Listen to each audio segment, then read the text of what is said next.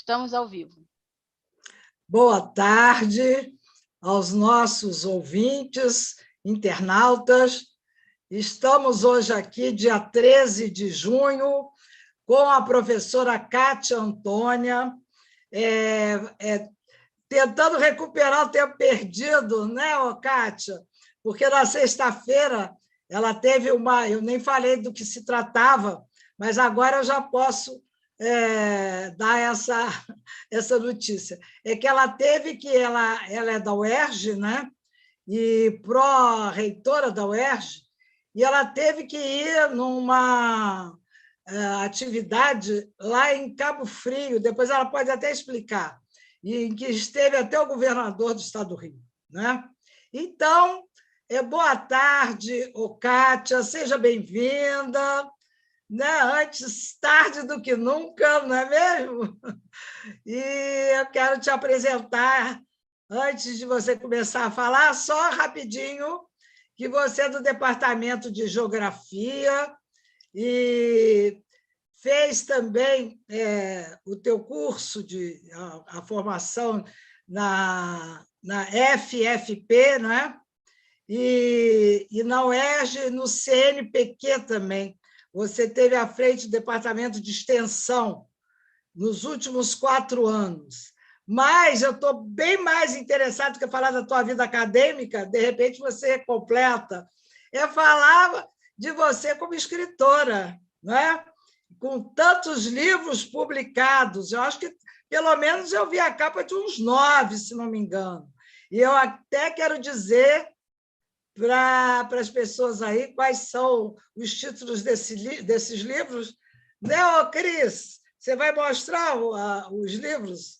Olha só, Geografia, Pesca Artesanal Brasileira, e com volume 1 e 2. Então, olha só, né? Geografia, como todo mundo pensa que seja estudar geografia, não. São as atividades, isso tudo compõe também o estudo da geografia. Vamos ver a outra capa. Pesca artesanal e produção do espaço. Então, olha, já vimos que a Kátia ela fala muito sobre a pesca, né? E vamos ver outra capa. Política pública e território. Passado e presente da... Como é que é? Objetivação de direitos? Está meio confuso aqui, por isso que eu não estou olhando. Dos pescadores artesanais. Ainda sobre pescadores. Ótimo. Vamos ver. Metrópoles em mutação. É o 4º livro que a gente já mostrou. Dinâmicas territoriais. Relação de poder e vida coletiva. Muito interessante. Kátia Antônia e um outro... Você escreveu com outra pessoa, né? Modernização e território. Eu não sei, a gente não está falando do que trata cada livro, mas mais ou menos pela capa, né? E pelo título, a gente já tem uma ideia. Vamos ver outro. Educação socioambiental na escola. É um tema importantíssimo, né, Kátia? Porque a educação socioambiental não é muito... Na minha época de professora, eu já fui professora, não era uma norma, viu? E hoje a gente até já entrevistou outro dia educadoras ambientais e é muito interessante. Vamos ver outra capa. Metrópoles e invisibilidades. Evidentemente, a Kátia deve estar falando sobre o habitante, principalmente das favelas e dos lugares em que as pessoas não são apoiadas pelo o poder público, né? Que não leva para esses lugares o que deveria ser levado, ou seja, a água, o esgoto e tudo mais que a gente sabe que a Kátia, se quiser, pode também dar uma palhinha. Por uma geografia das existências, movimentos, ação social e produção de espaço. Muito interessante. Vamos ver mais um? Ainda tem, Cris? Não, acabou agora. Acabou. Então, antes de eu entrar no nosso tema de hoje, viu, Kátia? Você aí pode se apresentar ao público e falar alguma coisa exatamente sobre os seus livros, tá bom? Olá, boa tarde, boa noite, né? Esse horário de inverno. Hoje é dia 13, dia de Santo Antônio, que se comemora muito em Portugal, mas no Rio de Janeiro também se comemora. E, Helena, obrigada pelo convite, obrigada, Cris, também. Eu acho essa oportunidade de estar falando um pouquinho sobre a minha obra é uma alegria, né? Porque a gente vive muito cotidiano, uma correria, né? De trabalho, de ações e de atividade, de militância, e muitas vezes a gente não tem tempo para fazer essa reflexão. Então, agradeço aí a oportunidade. Meu nome, né, como já foi falado, sou professora Cátia Antônia da Silva, sou professora da UERJ desde 1999, foi quando eu ingressei na Faculdade de Formação de Professores em São Gonçalo, na UERJ São Gonçalo. Lá eu tenho um grupo de pesquisa e de extensão chamado Urbano, Território e Mudanças Contemporâneas, que esse ano faz 20 anos também, e a gente vem trabalhando em várias frentes, Helena. Então, assim, eu sou professora de geografia, sou formada pela UFRJ, fiz licenciatura em geografia e fiz depois o mestrado em planejamento urbano e regional, e aí o doutorado eu volto a fazer em geografia, né? Esses cursos todos eu fiz pela UFRJ, eu tive professores lá que foram muito importantes para mim, como a professora Júlia Adão Bernardes, que hoje tem 86 anos, é uma das maiores estudiosas do agronegócio no Brasil, mas na época que eu trabalhava com Júlia, a gente estudava a questão urbana, os movimentos sociais. E assim, a minha trajetória de trabalho, ela é essa trajetória, né? Eu estou como pró-reitora de Política Assistência Estudantis da UERJ, é uma pró-reitoria nova que foi criada em março de 2020, e logo depois fechou tudo com a pandemia, e a primeira ação que nós tivemos na UERJ, enquanto pró-reitora, foi a criação do programa de inclusão digital, entregando tablets e pacote de dados, né, de internet, para que os alunos mais carentes tivessem, então, acesso às aulas remotas. E foi muito bom, foi muito importante isso, porque realmente a gente cumpriu o papel, a função social do Estado na garantia do ensino de qualidade e também de não ter a evasão. Era o nosso grande medo, a gente passar, como nós passamos por 2 anos, sem essa atividade, enfim, sem incluir, sem acolher todos e todas, né? Então, assim, eu sou professora de geografia, gosto muito da geografia, eu gosto mais da geografia universitária do que a geografia que eu estudei na escola pública, porque na década de 80 a gente tinha ainda uma geografia extremamente descritiva, uma geografia de muita decoreba, de termos, e uma geografia que não era dinâmica. A geografia dinâmica, a revolução na geografia, como uma geografia crítica, ela estava acontecendo na década de 80. Então, quando eu estava, enquanto aluna da escola do ensino médio, os encontros de geografia estavam bombando, estavam tendo vários debates sobre qual era a geografia, o que era a geografia e para que servia a geografia.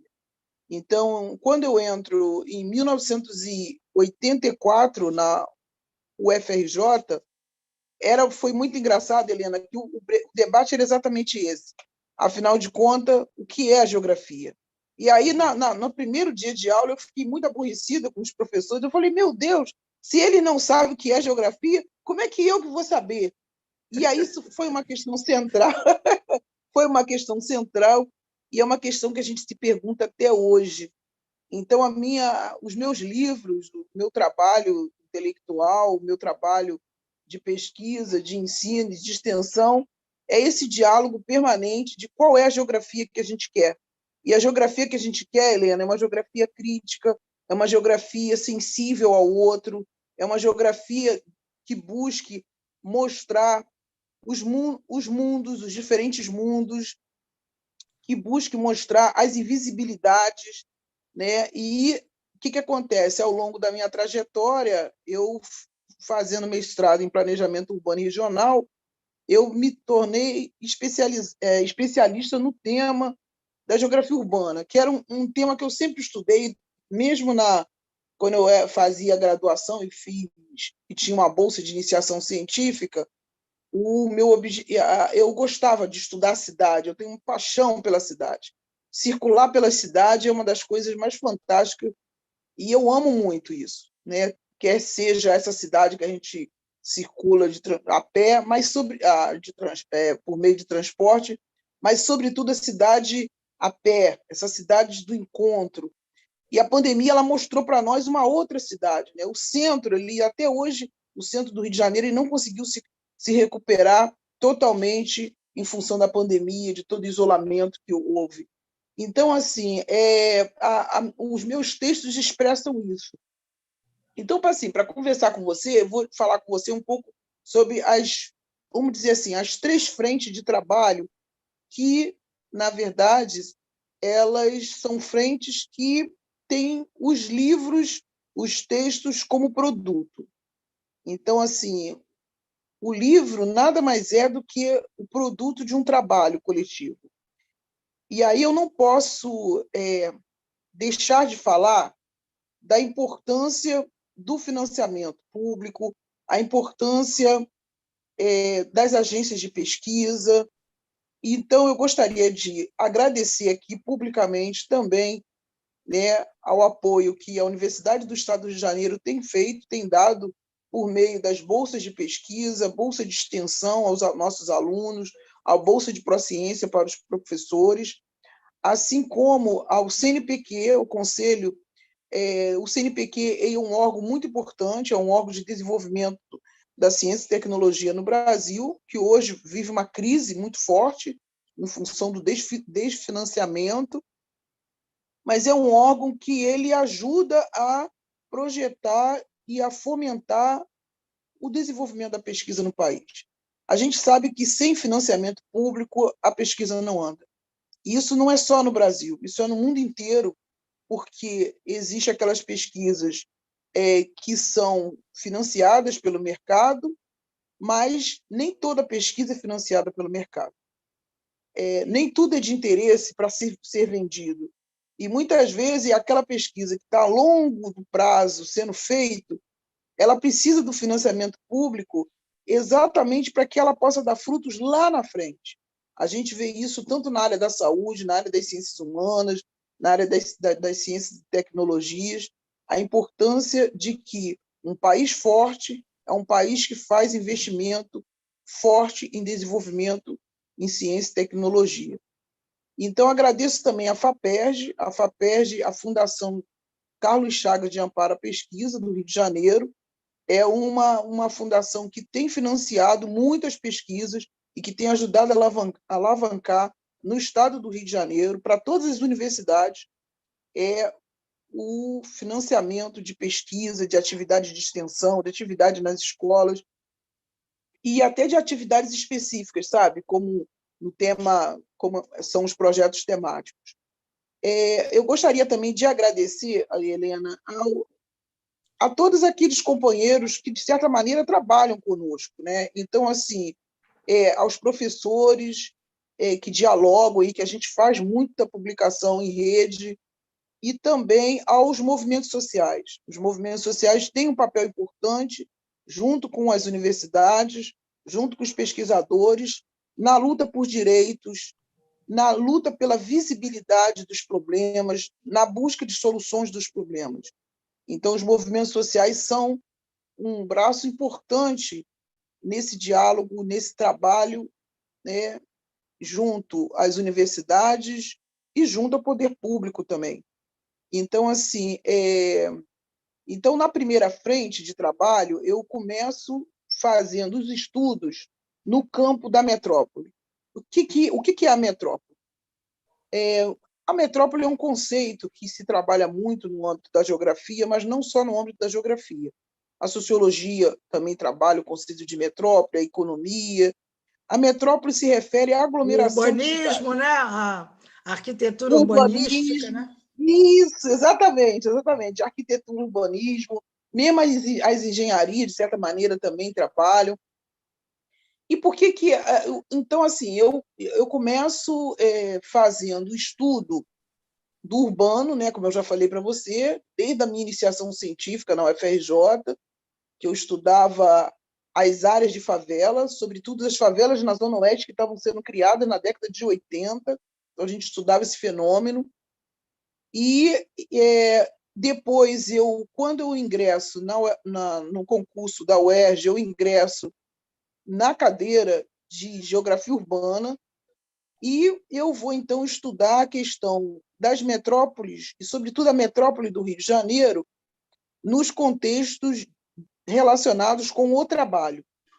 Então, a minha dissertação ela fala da vida urbana e da questão das tecnologias produzindo novas formas de trabalho. E, por incrível que pareça, a gente ri, mas eu estudei o impacto dos videocassete, ou seja, da tecnologia do videocassete, das primeiras câmeras chegando e produzindo os primeiros filmes populares, né, como a TV Machabomba, em Nova Iguaçu. E na tese de doutorado, eu fui trabalhar com a qualificação profissional no Brasil urbano, mostrando como, no campo do trabalho e da qualificação e da educação, existia uma mutação na qualificação desse trabalhador. Então, se na década de 80, por exemplo, se na década de 60, você tinha uma pessoa que era gerente e que ela não tinha o ensino médio, na década de 80, para ser gerente, já um dos requisitos era ter o ensino médio. E hoje em dia é cada vez mais o nível superior. Então, essa Agora, mutação Kátia, desculpe te interromper, mas a gente poderia, eu tive aqui uma ideia, que a gente poderia depois colocar na Taba TV, porque nós temos um site. Aí nós colocaríamos também os teus livros, as capas dos livros, e se você tiver alguma síntese, alguma coisa, algum comentário sobre o livro, a gente colocaria junto. O que você acha da ideia? Porque aí as eu acho a ideia pessoas... ótima. Eu acho a ideia ótima porque, inclusive, tem uns livros que você não apresentou, mas eu vou deixar com você, que é do Seminário Metrópole, Governo, Sociedade e Território. Você apresentou 2 livros desse Seminário Metrópole, mas falta ainda, acho que uns 3 ou 4 livros. Olha só, uma coleção completa. É uma muito coleção, bom. porque o Seminário Metrópole, ele esse ano, com a pandemia, que a gente deixou de fazer, o último nós fizemos foi em 2018. É um seminário Metrópole, Governo, Sociedade e Território, que nós fazíamos junto com a UFRJ, com a professora Ana Clara Torres Ribeiro, que foi minha orientadora de doutorado, de mestrado e também de doutorado. E o objetivo do seminário Metrópole era exatamente discutir as questões que não são predominantes no campo do planejamento urbano, as questões que são invisíveis. Então, a perspectiva da gente trabalhar... O primeiro livro, esse que está esgotado, ele vai trabalhar a gestão compartilhada. Como é possível, como seria a luta do reconhecimento dos sujeitos sociais na compreensão do planejamento do território. Tá? Isso foi em 2000, o primeiro aconteceu em 2003, o livro foi publicado, se eu não me engano, em 2006. Não, o primeiro seminário foi em 2006, o livro foi publicado em 2007. Aí depois nós fizemos um outro seminário, que é esse do livro Metrópole em Mutação, onde a gente vai apresentando também as mudanças no mundo do trabalho das regiões metropolitanas. E aí são coletâneas, são vários autores que participaram das mesas redondas apresentando. Nós fizemos o terceiro seminário Metrópole, ele vai, então, problematizar a questão da invisibilidade das comunidades tradicionais. E aí nós trazemos também, nesse seminário, a comunidade de pescadores, lideranças quilombolas e lideranças indígenas. E foi bastante assim, foi bastante impactante para nós esse livro que a gente, tanto o livro quanto o seminário da Metrópole e as invisibilidades, porque aí vai aparecer vários contextos que muitas vezes nós chamamos de economias ou de tipo de trabalhos rurais, mas que, na verdade, se inscrevem na vida urbana. Tá?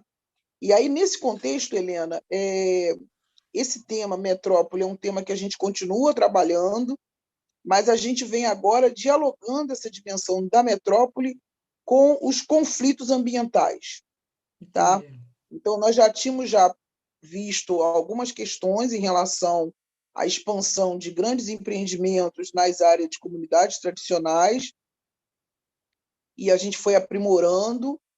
E aí tem um diálogo que isso já vai acontecer a partir de 2015, 2016, tá? E depois a aproximação com a Universidade Federal Rural, a professora Anita Loureiro, ela passa a participar conosco. A professora Ana Clara, ela falece em 2011, e foi assim um choque grande para nós, que é uma companheira de muitos anos, um trabalho de mais de 26 anos. Hoje em dia, a gente tem até uma atenção à obra dela, e a gente quer que saia alguns livros da professora Ana Clara. Depois, quando eu até solicito a você, Helena, a oportunidade de um dia falar sobre a professora Ana Clara e trazer claro. os livros Agora, da professora Ana Clara, que era Kátia, socióloga extremamente militante no tema dos movimentos sociais. Olha, tudo isso que você está falando muito interessante, e inclusive eu adentrei aí a questão dos seus livros, porque me chamou a atenção. E outra coisa também, eu acho que toda essa produção acadêmica, né, que sai das universidades, tem que ganhar uma dimensão mais popular, né? Tem que ir para as ruas. E eu acho que aqui um veículo que a gente pode tentar, de uma certa forma, popularizar todo esse trabalho. Mas a tua presença hoje aqui, evidentemente que você sabe, né, em relação à conferência que vai haver no dia 25, agora em Niterói, da Clemarge, né, e que o teu tema é ligado à Baía de Sepetiba, e outra coisa também, né, de toda essa questão que permeia o Estado do Rio, que é um estado que, basicamente, ele está situado, é o estado da federação que tem uma costa, um litoral, uma costa marítima, a maior do país. Quer dizer, em termos do tamanho do estado, não estou falando em quilometragem, mas abrangendo mais 2/3 dos municípios. Então, eu acho que a presença do mar é muito forte e também, evidentemente, propiciou, você está falando sobre pescador, né? Então, essa atividade da pesca, e que depois sofreu, com a utilização desse litoral até para o turismo, e, de repente, instalação de muita indústria, e também o próprio turismo que enseja a construção de casas, de indústrias, disso e daquilo, né? Uma problemática para o ecossistema muito grande. E eu, então, queria já adentrar essa questão, e que você começasse a falar qual é o significado do fumbio e que trabalho tem sido feito. Ok. Eu ia seguir falando nessa perspectiva, Helena. Tá. Desculpa ter te interrompido, porque a gente tem 1 hora de programa e já pegamos meia hora. O tempo passa rapidinho, mas eu vou chegar lá. Deixa eu te falar, então. Então, assim, a gente começa a trabalhar essa questão do tema trabalho nos contextos metropolitanos, e dentro do tema trabalho, a partir de 2003, eu passei, então, a buscar compreender a economia pesqueira. A economia pesqueira, o primeiro projeto é de 2003, com apoio da FAPERJ, mas naquele projeto eu ainda trabalhava os catadores e os ambulantes. Saiu dali uma monografia do Alberto, que hoje é doutor em História Social do Território e tem um tema da pesca de forma maravilhosa, a pesquisa dele, tanto de mestrado, de monografia, como de tese. E aí, Helena, um grupo de alunos foram participando e produzindo.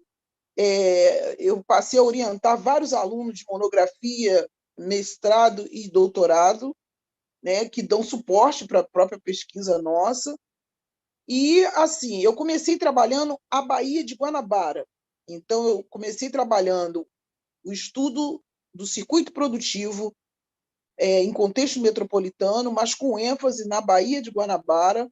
Trabalhamos com cerca de 1.052 pescadores no projeto Bahia Limpa, que foi um projeto de mitigação da Petrobras, no momento que estava sendo implementado o empreendimento do gás liquefeito na Baía de Guanabara. Então, aquilo foi um momento bastante difícil também. Um dia eu posso estar conversando com você, que foi dar origem a vários projetos, como o projeto Bahia Limpa lá, junto com a federação. E, a partir de 2011, eu começo a trabalhar com a região metropolitana, mas no eixo Zona Oeste, pegando a cidade do Rio de Janeiro, né, a região da Zona Oeste, que pega Guaratiba, Santa Cruz e Sepetiba, e também os municípios de Mangaratiba e de Itaguaí. Então, desde 2011, com apoio, né, de financiamento da FAPERJ, do CNPq, eu venho e também do Proeste, né, que era um edital que tinha ligado à extensão do MEC, a gente começa a trabalhar. No ano de 2020, nós concorremos a um projeto da Fumbio. A Fumbio é um fundo que ajuda a financiar projetos no Brasil inteiro, no âmbito ambiental, tanto no que se refere à pesquisa, né, pesquisa acadêmica, quanto no que se refere aos movimentos sociais, ONGs. Então, volta e meia tem sempre os editais abertos. Então, nós concorremos no edital Manguezais de dezembro de 2020, aí foi aprovado e iniciamos em maio de 2021.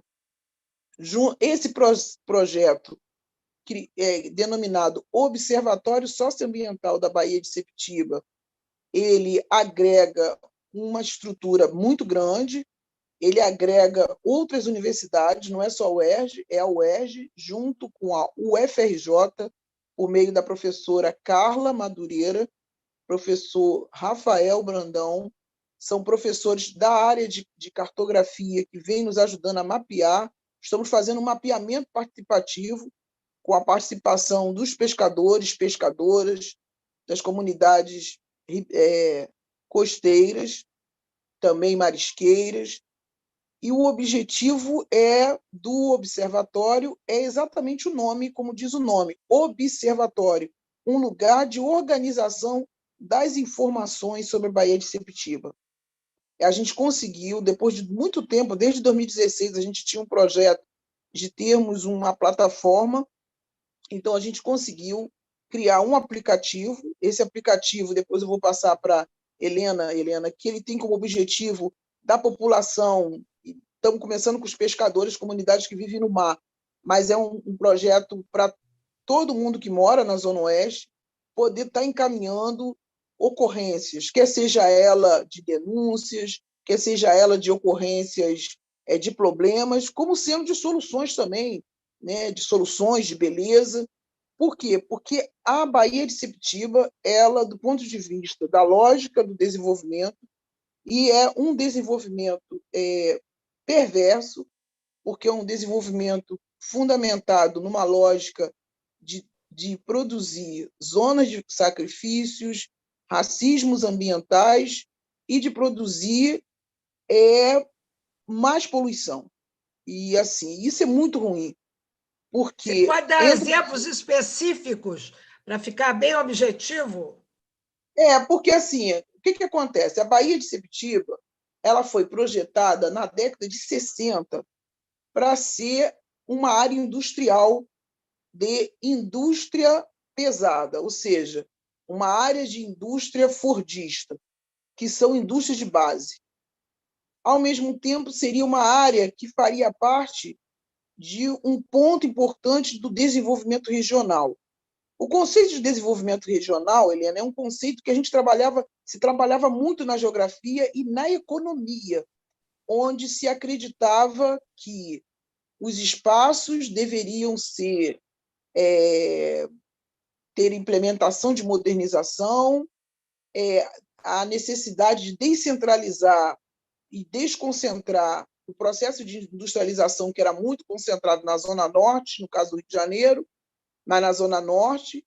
Então, assim, o conceito de polos de desenvolvimento, que é um conceito francês, né, que ele começa na economia, com o Perroux, e depois vai para a geografia francesa também. Perroux era um economista francês, vai para a geografia francesa, e isso chega no Brasil com a criação dos distritos industriais.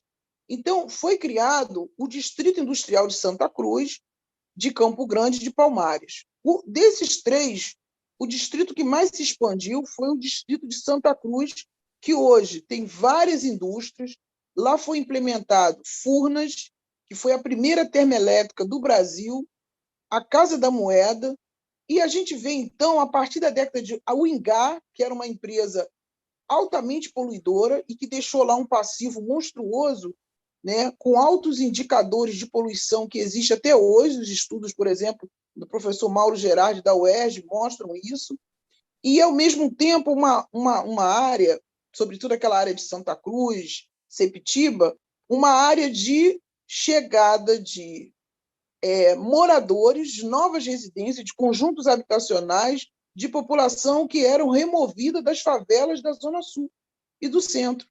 Inclusive, no período agora mais recente, de 2014, com o Pan-Americano, 4 mil pessoas foram removidas de lá, trazendo para a Zona Oeste. Ao mesmo tempo, os investimentos em saneamento básico são muito irrisórios. Então, o que se produziu naquele espaço, Helena? Vai se produzir num espaço que tem uma biodiversidade super importante, tem vários manguezais ali, tem um número muito grande de espécies, animais e vegetais, existe um sítio arqueológico, e tudo isso está se perdendo em função deste modelo de desenvolvimento, que entra governo, sai governo, mas esse pensamento de um desenvolvimento regional fordista, racista ambiental, isso não muda, infelizmente. Infelizmente. Ô, Kátia, chama um pouquinho de atenção para essa questão dos manguezais, porque muita gente, por incrível que pareça, tem uma compreensão errônea, errada, estranha do que o manguezal, assim como se o manguezal devesse ser eliminado, que é uma zona, sabe, que não é para ficar ali sujando a paisagem, e querem aterrar e querem construir em cima, coisa desse tipo. Então, não sabem da importância que é o manguezal. Eu queria que você falasse um pouquinho sobre isso, do ponto de vista geográfico. Isso, do ponto de vista geográfico, não do ponto de vista biológico, porque eu sou uma professora... Biológico também, porque eu acho que as coisas se imbricam, né? Isso, do ponto de vista... o manguezal, ele é considerado, isso é uma literatura internacional, ele é considerado o berçário do mar. Né? Por quê? Porque o manguezal ele é um ecossistema que ele recebe água do rio e recebe água do mar. Então, ele vai viver essa dinâmica, que é uma dinâmica importante na constituição das espécies.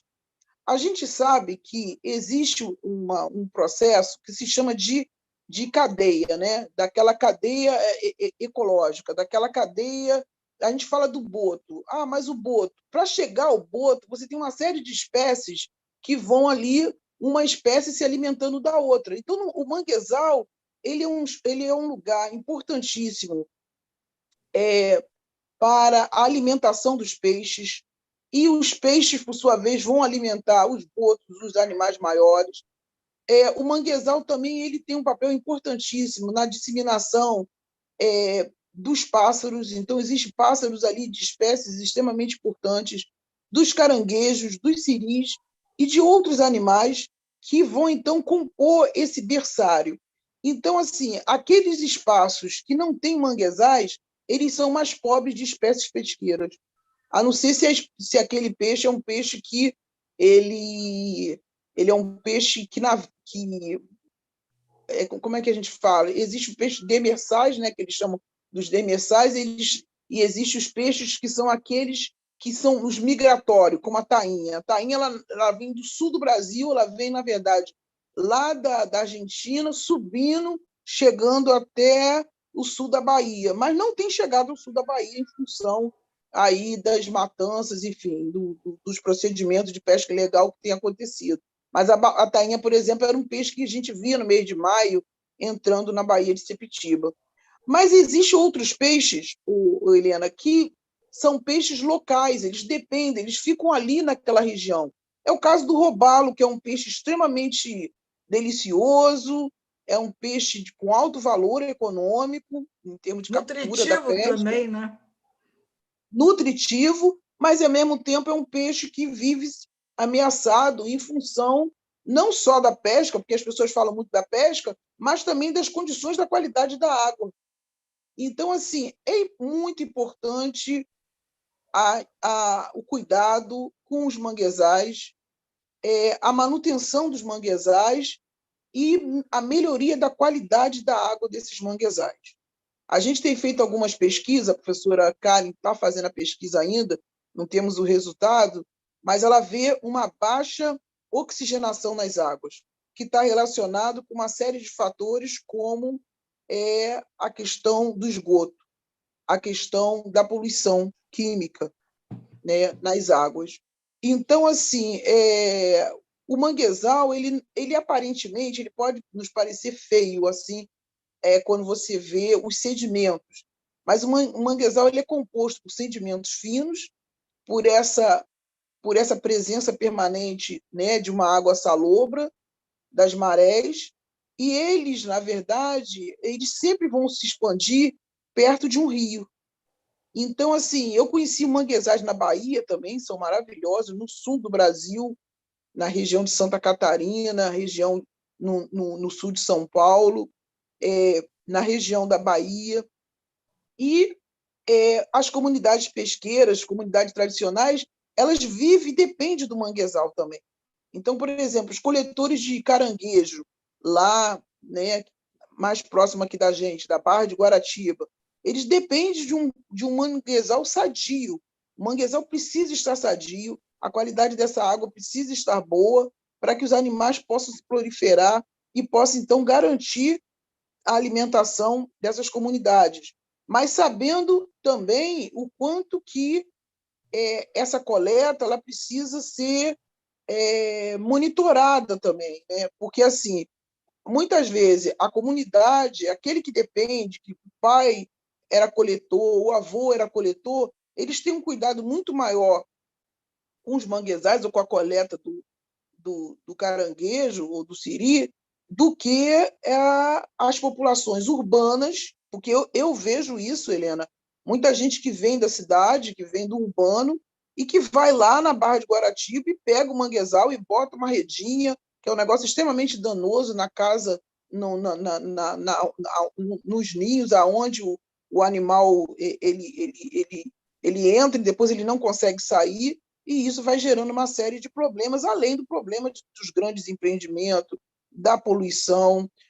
Outro dia eu fui fazer um trabalho de campo ali na região da Rebio, da Reserva Biológica de Guaratiba, e estava chegando uma poluição muito forte do rio Piraquê, com um cheiro muito forte e aquela água adentrando pelo manguezal. Então, assim, fundamental o monitoramento, né? E o monitoramento participativo, com a participação da população.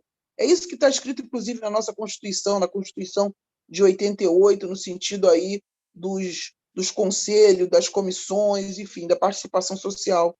Só que essa participação social ela precisa ser melhorar os instrumentos. E aí eu queria falar uma última coisa para você, Helena, que é a importância da governança. A gente está, por meio do Observatório Socioambiental da Baía de Sepetiba, convido você para estar conosco, participar conosco, vou te encaminhar quando tiver as próximas reuniões, da governança da Baía de Sepetiba. O que é a governança? A governança territorial ela é um trabalho coletivo de participação coletiva, não só do poder público, mas também o poder público, porque, na verdade, ele é o principal responsável, mas de todos a sociedade está acompanhando e está monitorando o que está acontecendo no território, quer seja do ponto de vista da poluição, quer seja do ponto de vista das espécies, quer seja do ponto de vista de buscar soluções. Esse é o nosso trabalho. Então, a gente fez uma reunião, estamos tendo reunião, a primeira reunião foi no dia 2 de maio, na UERJ, a segunda reunião foi no dia 30 de maio, na OAB de Campo Grande, e estamos criando os grupos de trabalho, e depois eu vou estar encaminhando para vocês, para você poder participar. Tem um grupo de trabalho que, inclusive, é de participação, de mobilização, eu acho que seria legal, né, a instituição de vocês estarem participando conosco, no sentido de dar voz, né, é isso, é a metrópole por uma visibilidade, né? E a Baía de Sepetiba ela não pode ser pensada em pleno século XXI, pautada ainda no modelo ultrapassado. Mesmo essa termoelétrica que está chegando via navio, isso é uma metodologia. Isso é que eu queria. Peraí, deixa eu te ultrapassada. interromper. Essa termoelétrica, a gente precisa falar mais sobre ela, porque muita gente não sabe o que está acontecendo lá. Eu queria que você especificasse essa questão da termoelétrica. Sim, a termoelétrica é uma empresa que ela chegou, mas o projeto que cria e que permite a empresa chegar, ela é um processo que vem do governo federal. Essa empresa ela chega na Baía de Sepetiba sem licença ambiental e sem audiência pública. Então, o Ministério Público tem autuado a empresa e o órgão do INEA, o setor do INEA responsável pelo licenciamento ambiental. Eu participei do debate junto à SECA. A SECA é uma comissão responsável pela aprovação de algumas ações do INEA. Infelizmente, nós fomos voto vencido. A UERJ foi voto vencido. Né? Me diga uma coisa, são 4 usinas termoelétricas flutuantes? São 4 torres, na verdade. Mas as torres de transmissão dizem que são 36? São 36 torres de transmissão, mas eles falam que vão instalar só 4 inicialmente. Tá. E esse material todo já está chegando na Baía de Sepetiba, já está se tornando área de contenção à pesca. Um dos maiores problemas do empreendimento não é só a poluição, eu falei da poluição, mas para a atividade da pesca artesanal e para os moradores das ilhas, toda a área de modernização, quer seja o navio, quer seja um terminal, quer seja o que for, se torna um raio de 500 metros de área, tornam-se áreas proibidas, a pesca e a navegação. Então, nós temos moradores das ilhas de Itacuruçá, das ilhas de Jaguanum, das ilhas Martins, que também serão afetados ali por todos esses empreendimentos. Então, só está somando empreendimento, entendeu, Helena? Sem uma discussão... o impacto que você está nos dizendo é isso. É um impacto ambiental se você consegue dar uma nota para esse impacto ambiental, só para a gente saber a extensão. Não sei se isso é normal, pedir nota para impacto ambiental, mas eu estou inovando aí. Não, eu diria para você que é uma nota. Eu não teria condição de dizer para assim, qual é a nota, porque a gente teria que fazer esse trabalho conjunto. Vou dar um exemplo para você. O professor Gerson, ele é um estudioso dos peixes na Baía de Sepetiba, ele já até falou aqui com vocês. Uma coisa que já foi detectado, que essa empresa ela vai utilizar água para poder fazer lá o trabalho dela dentro do processo tecnológico que ela utiliza, e essa água vai ser devolvida para o rio e para o mar com uma temperatura alta, o que significa um aquecimento em torno ali do ambiente. Que Mas, além do aquecimento global, a gente agora ainda tem a ameaça do aquecimento pela termoelétrica, é isso, né? Exatamente, exatamente. E o professor estava contando, como estudioso dos peixes, 1 grau a mais tem um impacto enorme. Nossa, a gente sabe disso. Não Na parece biodiversidade. nada, mas olha. Isso. E ali já é uma área tensa, Helena, ali já é uma área que não tem monitoramento, já é uma área que já vem sofrendo muito com uma certa decadência da qualidade da água, da qualidade dos rios, da qualidade do ar, inclusive. É uma área que está do lado da TKCSA, que agora é a Ternium, que está do lado do Porto Sudeste, que volta e meia tem aqueles despejo de minério, está do lado do porto de Itaguaí, que tem também despejo de minério. É só chegar lá, você vai ver que está tudo vermelho. Então, assim, são áreas impactadas com tendência a um crescimento ainda maior, porque o próprio Porto de Docas já tem agora um anúncio da criação de um novo terminal de docas. Então, assim... Ou seja, uma destruição, é uma destruição visível, a olho nu, né? Exatamente. É a olho nu. Quem quiser ir lá, é só constatar.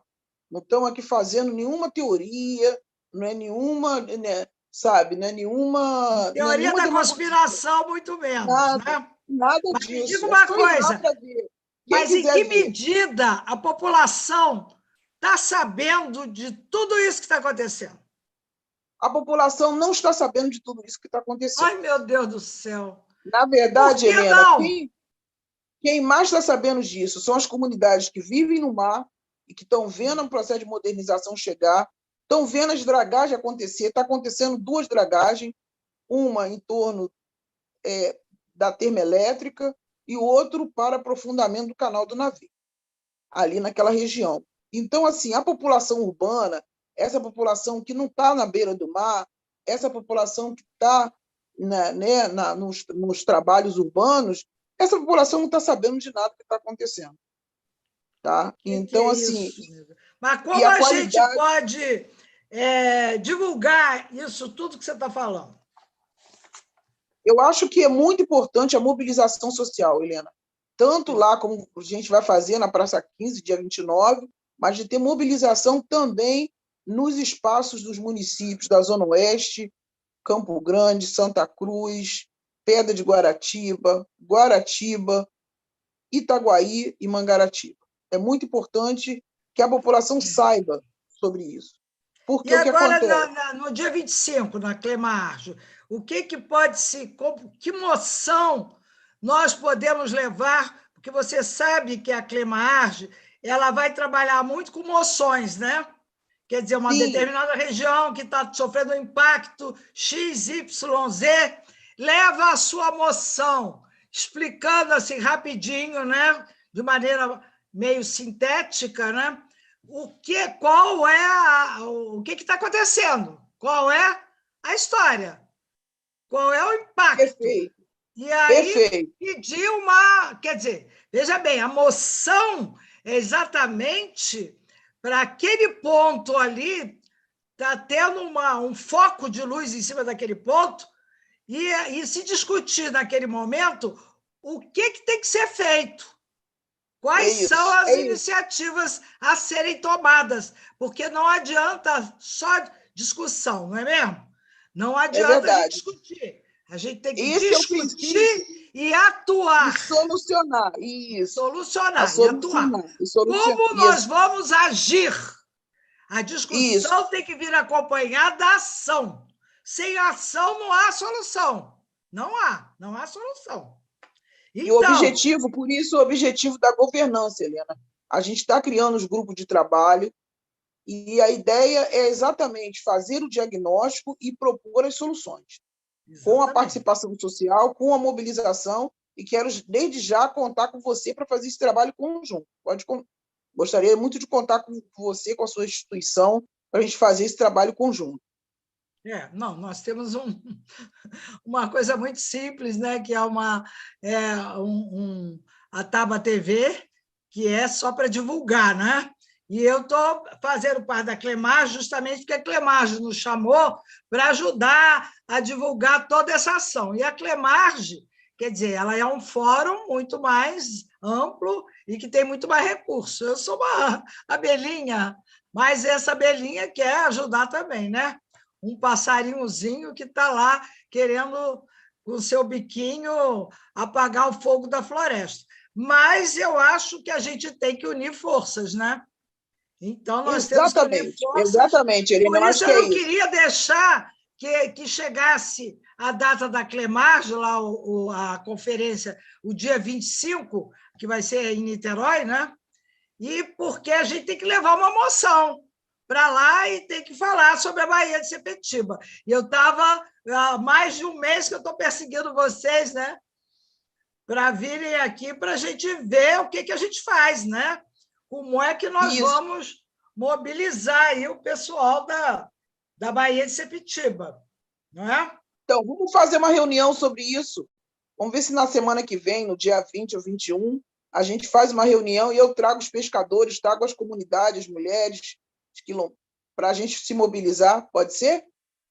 Olha, 21 eu tenho uma entrevista. No dia 21, é Não, no sentido terça-feira, de não é fazer o isso? texto, fazer a moção, e a gente já... Sim. Pode ser, de repente, do dia 20, talvez, ou dia 22. Dia 22. Exatamente. Tá, eu tenho que ver os meus horários, mas aí eu te falo. Tá E aí eu bom, falo com eles também, eu falo com o fórum também, o Fórum dos tá bom. Pescadores em Defesa da Baía de Sepetiba. Olha, eu só queria uma opinião também, né? Porque essa região aí desse sul, nem sei se a gente pode chamar, indo para o sul, né? A usina nuclear em Angra dos Reis, né? Claro que é um problema que já aconteceu há muito tempo, né? Na época dos militares. Mas o que você, nessa tua sensibilidade geógrafa, o que você acha dessa construção de duas usinas nucleares num polo tão turístico, num lugar tão maravilhoso como aquelas ilhas maravilhosas lá de Angra, se construiu duas usinas nucleares? Como você já falou, né, Helena? As usinas nucleares estão dentro do projeto de desenvolvimento regional. Aquela ideia de que o desenvolvimento industrial brasileiro era necessário, né, grandes investimentos em indústria de base, em indústria de produção de energia. Embora o Brasil ele tenha um potencial hidráulico, um potencial de energia que vem, né, dos rios, da hidrelétrica muito forte, e o Brasil tem uma outra potência, que são os ventos, e que são também nós estamos num clima tropical. Então, a gente tem um número muito grande de dias ensolarados e poderia ter também investimento em complexos aí de energia solar. A questão da energia nuclear ela nunca se completou totalmente no Brasil, ainda bem, né? Porque um dos maiores problemas do Brasil não é a indústria em si, Helena, é a maneira como a indústria chega, os interesses entre a indústria e o Estado e a falta de monitoramento. As mesmas indústrias que atuam no Brasil, na sua sede, elas não atuam do mesmo jeito. Há um monitoramento todo dia, cotidiano, da qualidade, né, do que é jogado no mar. Então, há um saneamento básico, real que não deixa o contaminante chegar na praia, não deixa chegar no rio. No Brasil, não. No Brasil, a gente já tem no Brasil, desde que foi feito mesmo com a política ambiental, a política ambiental ela está muito mais no papel do que na prática. Do que na prática. As unidades de conservação, elas têm um nível de precarização muito grande. Era para ter mais investimento nas unidades de conservação, inclusive de apoio de pesquisa, para saber o que está chegando lá. Então, assim, a gente tem muita coisa para lutar ainda, Helena. E eu acho que a maior luta não é fazer mais leis. A gente tem boas leis, melhoria dessas leis, mas, sobretudo, as práticas de monitoramento permanente, né, do que está chegando da qualidade da água, das praias, do que está chegando na qualidade do esgoto, de pensar tecnologia mais moderna de esgotamento sanitário e de pensar tecnologias mais modernas de acompanhamento e de acompanhamento público, porque hoje a gente tem um modelo que a empresa ela faz seu próprio monitoramento. Olha, isso é brincadeira. Isso é brincadeira, Helena. Isso é brincadeira. Então, assim, é como diz o professor Adacto, às vezes a solução é muito simples, mas nós já vivemos um processo que tem quase 40 anos de um modelo do faz de conta. Né? Vamos dizer, bota no papel, diz que vai fazer, mas na prática não faz. Então, isso a gente não quer mais. A gente tem uma outra coisa que a gente está criando no grupo de trabalho, que é o grupo de saúde. Como as pessoas estão doentes diante da poluição? Essa pergunta a gente tem que fazer, Leandro. Entendeu? A gente tem que trazer, organizar de fato os diagnósticos, os dados, para que a gente mostrar qual é o nível de poluição no ar, nas águas, que realmente já estão atingindo os corpos, não só dos animais, dos vegetais, mas os corpos humanos também. Então, a ideia da governança é isso. A ideia da governança não é Cátia Antônia sozinha, não dá conta. A governança é um coletivo, precisa ser um coletivo, né? Precisa ser um coletivo de pensar junto, de organizar as informações e de buscar as soluções. E, às vezes, Helena, a solução é mais simples do que a gente imagina. Entendeu? Então, assim, é uma pena. A gente precisa até, inclusive, conversar mais com os economistas. E eu fico muito triste quando um economista jovem diz para mim que existe que a Baía de Sepetiba ela pode ser um lugar com mais indústria porque ele é um vazio demográfico. Fala isso porque não mora aqui. Entendeu? Então, assim, esse pensamento ainda é dominante entre alguns economistas, que são muitas vezes os economistas que vão, na verdade, ser assessores dos governos. Entende? Então, assim, nós temos que disputar o sentido de desenvolvimento, um envolvimento que seja verdadeiramente envolvimento e não desenvolvimento, né? Porque o desenvolvimento, no fundo, é não é igual para todo mundo. Não é para todo mundo. Por que não coloca... Eu sempre faço essa pergunta, por que não coloca a termoelétrica lá em Ipanema? Então, há uma questão... Boa pergunta. Mas você precisa ler o livro do...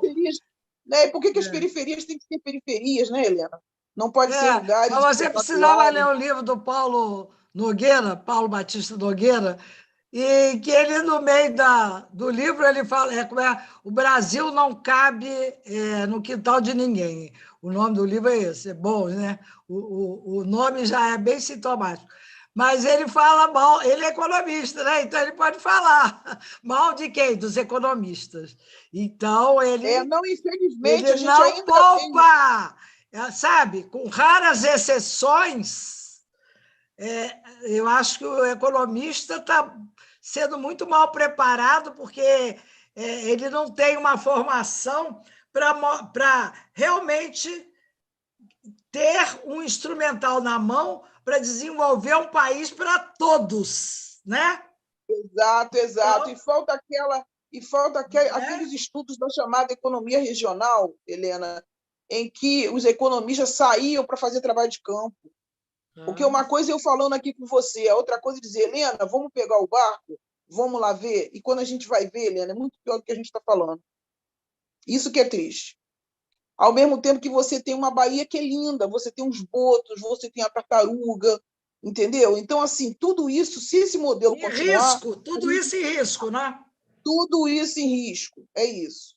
E se a gente continuar com esse modelo, vai ficar pior do que a Baía de Guanabara. Eu vi a Baía de Guanabara viver a degradação. E eu vi a Baía de Sepitiba viver a degradação, Helena. Eu nasci em Campo Grande. A primeira mortandade de peixe, todo mundo aqui, todos souberam da primeira mortandade de peixe, que foi com a implementação da Casa da Moeda, quando jogou a tinta no mar e os peixes não suportaram sem oxigênio. Entende? Então, é essa luta que a gente precisa, que é a luta da visibilidade de uma Bahia que ainda é linda, é maravilhosa. Né? Você pega determinadas regiões da Restinga de Marambaia. Nossa, que lugar bonito! E é isso que a gente precisa preservar para as futuras gerações. E não uma concepção de as pessoas falam assim, mas essa termoelétrica ela vai ficar aqui 4 anos. Ela vai ficar 4 anos, mas o passivo que ela vai deixar vai ficar mais de 100 anos, como o passivo da Ingá, que está lá, uma poluição gigantesca, aí jogaram uma manta por cima, não sei se você conhece, ali na Ilha da Madeira, aí fica aquele deserto, você olha assim, é um deserto de manta com uma terra vermelha por cima, só que por baixo, o lençol freático, aquele material continua contaminando o lençol freático. É isso. Agora, veja bem, essas coisas todas que estão para acontecer e que ainda não aconteceram, elas podem ser revertidas? Com muita luta, né, Helena? Não são fáceis, não. A gente tem um processo do gasoduto aí chegando, não sei se você está acompanhando. Não, eu não. Eu vou mandar depois para você. Vai chegar um gasoduto gigantesco vindo lá do pré-sal, entrando e indo para Seropédica. Entende? E isso já está com os dias contados. Já teve a primeira audiência pública no ano passado, em pleno período remoto. A audiência pública foi feita de forma remota e já passou pelo IBAMA. É um processo que está dentro do IBAMA e que vai chegar e é mais área de contenção à pesca e à navegação. A gente está vivendo, na verdade, um novo... a gente viveu o período do Distrito Industrial, a década de 80 foi um boom, que é onde veio a Casa da Moeda, Furnas, o Porto, né? Em 1979, o Porto sendo construído. Na década de 2000, final de 2000, 2010, até 2014, você tem uma outra implementação, né, do terminal de submarino nuclear, Porto Sudeste chegando, a antiga Ingá sendo comprada pela Uzi Minas e várias áreas de Petrobras comprando naquela região de Itaguaí e região de Santa Cruz para o pré-sal. E eu estou verificando agora um novo boom, que entra a termoelétrica, mas que entra esse gasoduto, né, os procedimentos já estão, que vem lá do Bacalhau, para tu ter ideia, vem lá de parte de São Paulo, pegando os blocos Bacalhau, e já está chegando aqui a obra, é um gasoduto. Assim como os gasodutos que estão sendo criados por dentro aqui da Baixada Fluminense, que chega na região de Itaguaí, e a questão agora da ampliação do porto. Então, existe um projeto, sobretudo aí orientado pela Fijan, de chegada mesmo de novos empreendimentos para a Baía de Sepitiba. E isso não é dialogado com a população, isso não fala dos impactos, e isso não tem compromisso com a falta de saneamento básico, com o modelo de saneamento básico como está sendo feito. É o mesmo modelo dos anos 60. A Baía de Sepetiba, ela pega quantos municípios? A Baía de Sepitiba ela pega 3 municípios litorâneos, que é a cidade do Rio de Janeiro, pega Itaguaí e pega Mangaratiba. Mas ela tem os municípios que recebem a sua influência ali, a primeira influência do Rio Guandu, que recebe muita poluição também, que é o município de Seropédica, Nova Iguaçu, e parte das águas que vem da Baía de Sepitiba, que vem do divisor de água já da bacia do Rio Guandu, pela Baixada Fluminense. Se você vai pegar a nascente, onde vai as nascentes do Rio Paraíba do Sul, pegando todo o complexo da bacia do Rio Guandu, são 16 municípios trazendo esgoto e água e contaminantes para a Baía de Sepetiba. Ai, estou sem respiração de ouvir você falar tanta coisa e da gente fica até assim sem saber por onde começar. Mas eu acho que a Clemarge é um espaço, né? É um espaço que a gente não pode desperdiçar, não é isso? Não, participaremos, eu vou avisar, vou divulgar para a gente, para os nossos grupos, tanto os professores das universidades, que eu falei com você, mas eu esqueci de falar das outras universidades. O observatório participam os colegas da antiga UESO, os colegas do próprio UERJ, os colegas da UF de Angra, UF de Niterói e da UFRJ. Uhum. Todos fazendo pesquisa com seus orientandos, com seus mestrando, iniciação científica, e a gente quer fazer uma apresentação no dia 26 de julho, dos resultados preliminares. Tá? Mas no dia 25 de junho e 29 de junho estaremos com vocês, sim. Tá? Então, Então, você também tem essa incumbência de chamar, convocar as pessoas para irem à Clemarge. Eu não sei, tem que se inscrever. Você já tem aquele link da inscrição para mandar para as pessoas? Senão eu te mando. Eu vou mandar. Vou botar agora. Eu não mandei porque eu queria conversar com você para poder saber se eu podia divulgar ou não. Eu não sabia, né? Mas pode divulgar. É que também tem uma limitação, porque é um teatro, né? E já tem muita gente inscrita, porque o estado todo, né? Agora, lá o ato público, aí não tem. É mais fácil, porque um ato público na Praça 15, você não precisa colocar o número certo de pessoas, porque ali cabe centenas de pessoas, milhares até. Não é isso? Não, é maravilha. Vai ser no dia 29, né? Que é lá dia 29. Dia dos pescadores. Exatamente. Vou ver se eu levo lá os pescadores com eu acho que começando às 10 e pouco, 11 horas da manhã, e indo até 8 horas da noite. Tá bom? É o dia inteiro. Eu estou planejando, Helena, nesse dia, ter uma reunião com os pescadores na UERJ, na parte da manhã, e depois com eles, levar eles para lá. Que é sobre a questão do direito trabalhista, que eles estão com problema de carteira, e aí a gente está fazendo a reunião para poder ver se a gente consegue melhorar eles também, porque é uma classe tão sofrida. Para você ter ideia, foi criada agora, diante do governo federal, uma carteira que ela tem duração de 3 meses. A cada 3 meses, o RGP, que é o Registro Geral de Pesca Profissional, ele muda. A pessoa tem que renovar, fazer recadastramento. É o único recadastramento. Então, Por quê? Porque se inventam tudo. Para dificultar. Para dificultar. Desde 2004 que não tinha carteira. Os pescadores faziam protocolo e não recebiam Agora carteira. Tem que ser de 3 em 3 meses. Olha, continua sendo pescador. Tem que ficar legal de uma vez. Aí acaba de uma vez com essa categoria profissional. Ai, meu Deus. Não é fácil, não, hein? Isso eu nem contei a história toda para você. Isso aí teria que ser mais 1 hora para eu te explicar aí a política. 1 hora mais de programa. A gente não tem. O programa já está no finalmente. Nós já estamos a 1h15. É o programa de 1 hora. Tá terminando então, Helena. Tá ótimo.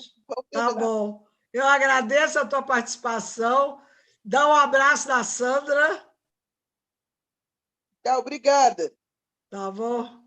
E aí, olha, agradeço. E já vou me despedindo também dos espectadores aí do nosso pessoal, pedindo para dar um like, se inscreverem no canal, que isso também é importante para a gente. Tá bom? E falar mais uma vez que a Clemarge, a conferência vai ser no dia 25 de junho, agora aqui em Niterói, no Teatro Oscar Niemeyer. Então, tá bom. Uma boa noite para todo mundo.